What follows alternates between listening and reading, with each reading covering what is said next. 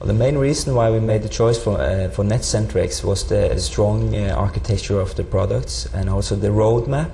We feel that we have the same view of where things are going. One of the really hot future challenges that are really appearing now is the need for convergence between technologies.